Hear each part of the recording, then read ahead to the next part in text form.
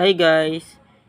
Naghahanap din ba kayo ng paraan kung paano i-view yung mga folder at saka files na nakatago sa data folder nyo sa Android phone?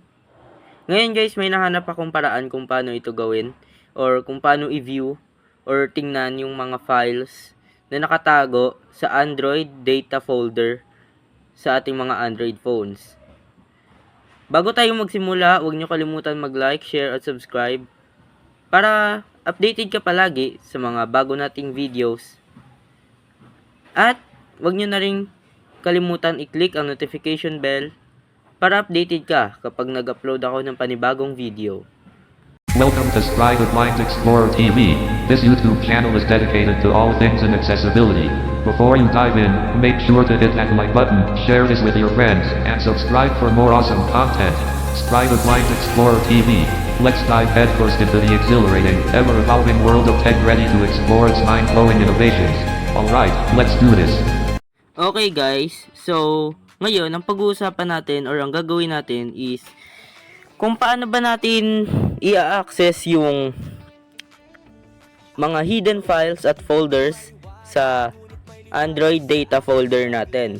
So, kung hindi nyo lang alam guys, napakadaming files at folders na nakatago sa ating Android phone sa Android data folder. So, ngayon, ituturo ko sa inyo kung paano ito i-access. Para lang ito sa mga Android Plus or Android 9 hanggang Android 16 pataas or Android 9 pataas hanggang Android 16 dahil sa mga Android versions na iyon is ni-restrict na ng Android ang pag-view ng mga files sa Android data folder. Kung hindi ako nagkakamali, ni-restrict na nila yon, kaya mahirap na talagang i-view. Pero may nahanap akong paraan para ma-access natin ito. So, paano nga ba natin ito i-access? So, gagamit lang tayo ng paborito nating file manager app. Depende naman yan sa inyo. Ayan. So, dati ang ginagamit ko My Files, pero ngayon ang ginagamit ko na ay File Manager Plus. So, ayan. Ngayon, ang gagawin natin is i-view natin gamit ang File Manager Plus o ang ibang file manager na pwede pa natin gamitin.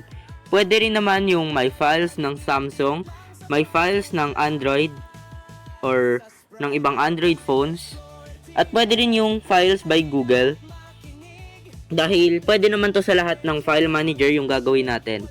So, ngayon guys, ito lang yung alam kong paraan para makita natin yung mga nakatagong folders at files sa Android data folder natin. So, ngayon, parinig ko sa inyo yung screen reader. Using media volume. Ayan. Action shortcuts. OCR translation. TTS rate. 75, 70, 65, 60. OCR and translation shortcuts default. Ayan, narinig nyo na yung screen reader ko. So, ngayon, at ang gagamitin niya natin ay File Manager Plus. Ayan. YT Music. Snap2 File Manager Plus. So, ngayon, double tap lang natin to.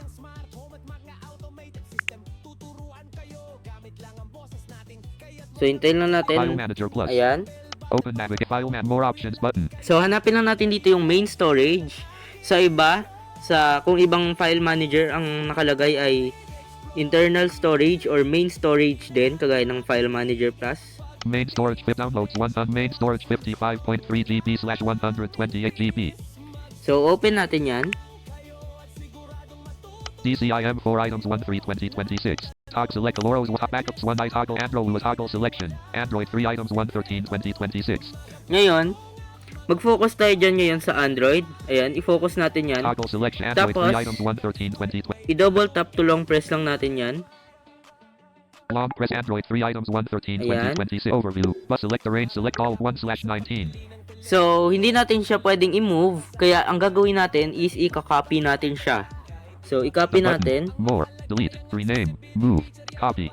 So, hanapin natin dito yung copy. Hindi kasi natin ito pwedeng i-move sa ibang folder, guys. Kasi, system files to or system folder. Kaya, hindi natin ito mamove. Move. Copy. So, i-copy natin. Hindi siya sa clipboard nakaka-copy, pero ipipaste natin siya sa ibang folder, parang ganun. So, Caloros 1 item 12. pwede 10, nyong 20. i-paste kahit saang folder nyo gusto, guys. Pero sa akin, sa backups ko na lang siya ipipaste. Toggle select backups. Andro toggle selection. Andro toggle selection. Backups 1 item 128 2026. Paste. So, nag-swipe left na lang ako para mabilis. Cancel. Paste. So, ito yung paste. So, i-paste natin. Copying. Copying. So, medyo matagal yan, guys, kasi ina-analyze niya pa yung lahat ng files at saka folders doon sa Android folder. 0.00% from /android/day2 /backup/android/data/com.android.systemui.overlay.fingerprint.anim.upside 0b/2.67 megabyte 0b per second 0% So, progress ayan, bar. matagal siya. Progress 0/25 button progress 0/24 Dahil maraming folders na nakatago sa file manager or sa progress Android. 50/623 Ayan.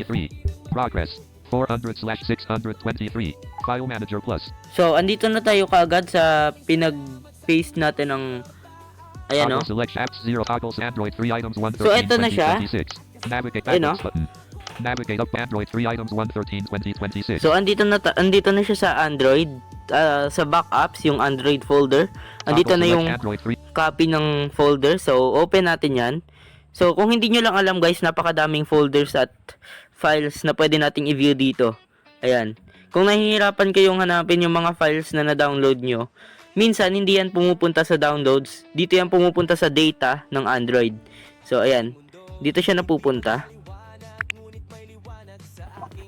So, ayan.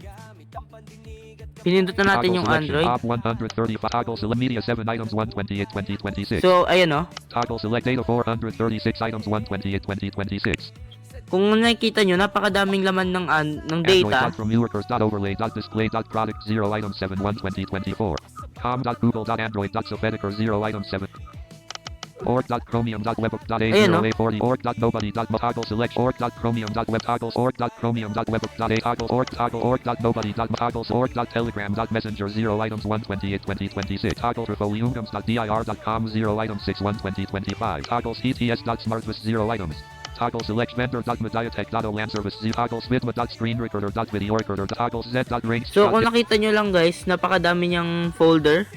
At saka, wala naman ako masyadong dina-download ngayon, kaya wala kayong makikitang files. Kasi napakadaming folder, kaya mahirap din hanapin. So, ayan. Ngayon, ito lang yung alam kong paraan para makita natin yung mga folders na nakatago sa Android phone natin. At, ayan lang muna, guys, sa ngayon. Sana nag-enjoy kayo sa video na to. Kung nagustuhan nyo, paki-like at share naman. At kung gusto nyo ng mga ganitong video, paki-subscribe na rin ang aking YouTube channel. At i-shoutout ko lang pala muna, guys, no, bago tayo magtapos. Shoutout ko lang si Mr. A9. Nagpapa-shoutout siya sa atin kasi nagtatampo na, hindi natin na-shoutout. Ayan, shoutout sa'yo, Kuya A9. Follow nyo rin siya, guys, sa kanyang TikTok at saka sa Facebook niya. Ayan, A9 covers and original song. Pati yung YouTube channel na, guys, subscribe din kayo. At ayun lang, guys. Sana nag-enjoy kayo sa video na to. So, mag-upload pa ako ng iba't ibang videos, guys. Follow nyo din yung Facebook page ko at saka yung TikTok account ko. Spry the Blind Explorer at saka Spry the Blind Explorer PH. Ayan. So, ayan. So, hanggang sa muli, guys, magkikita ulit tayo sa susunod na video.